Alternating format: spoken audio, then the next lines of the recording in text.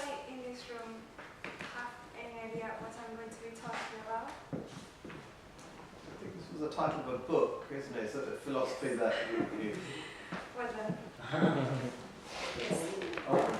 So, the title of my speech is the title of this book, which I'm reading right now.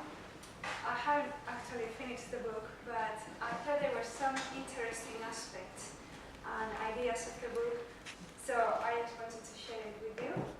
The book is an international bestseller. It actually was published in 1997, so it's nearly 20 years old. And it was, the author is Bob Proctor. So Bob is a Canadian speaker. So he's actually a professional speaker, and he dedicated most of his life to do workshops across the United States. His speech are very motivational, very inspiring, especially from the point of view of finance. He also touched other different areas like spirituality, but mainly he focused on finance. He's very famous for that. And I found two definitions for the book. The first one is a guide to understand that you have the potential to be wealthy inside you. So this means that everybody here, we all have the potential to become wealthy, to achieve whatever it is our dreams. And the second definition, this is a plan, a very simple plan, that will take you from where you are to where you want to be. So the question now is, so what it really means? Okay, so the key element of this book, it talks us about we are an image maker. And to actually define this term, I'm going to give you an example. So we are now, all of us, we're going to consider how it was built, the first chair. So we need to think many, many, many centuries ago, even before civilization, somebody was sitting on the ground all day long, and that person had an image. He saw himself sitting on a thing that had legs and actually have something as well in the back, so you can rest your back. So he had that image, and he thought, that would be fantastic if actually, instead of spending my days sitting on the ground, I can have that thing, which now we relate to a chair. So I'm going to give you more examples, but this is basically the structure. So this is the process flow, if you want to generate something. So this person had a picture that appealed to him in this case.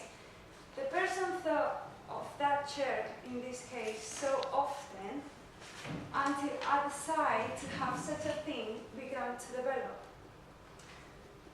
And it's been the same for everything that we have nowadays. So it was somebody one day that had an image of an aircraft, or a boat, or a car, or electricity, and so on and so on.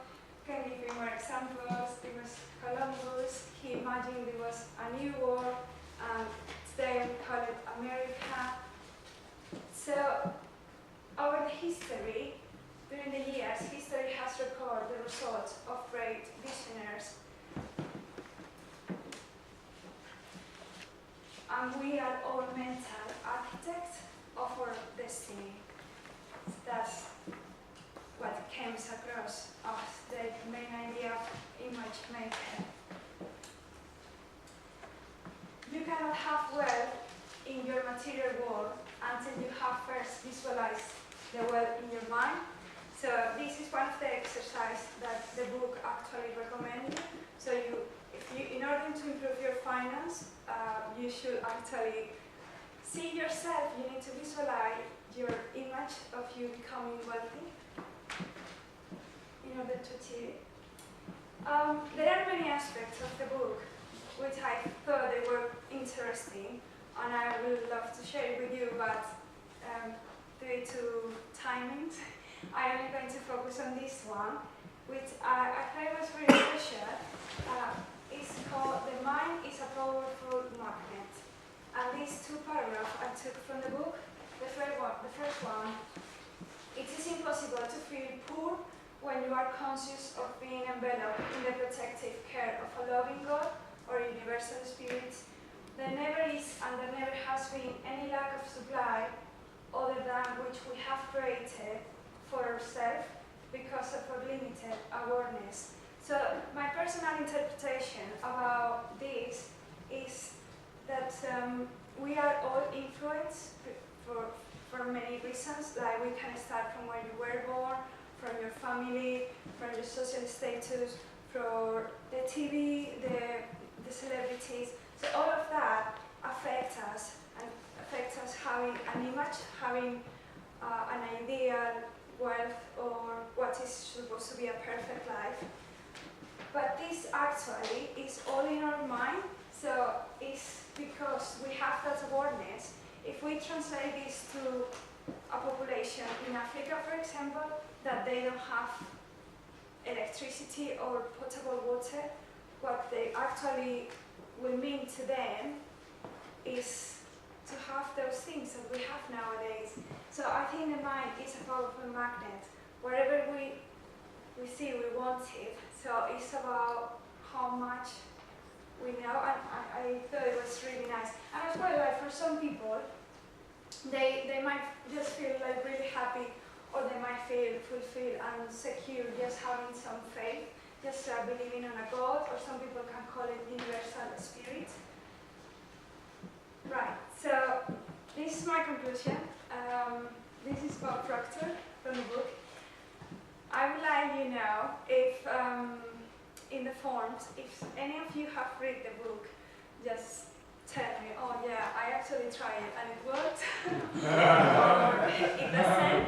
I think it will never work. And just see yourself living in abundance and you will attract it. It works every time with every person. That's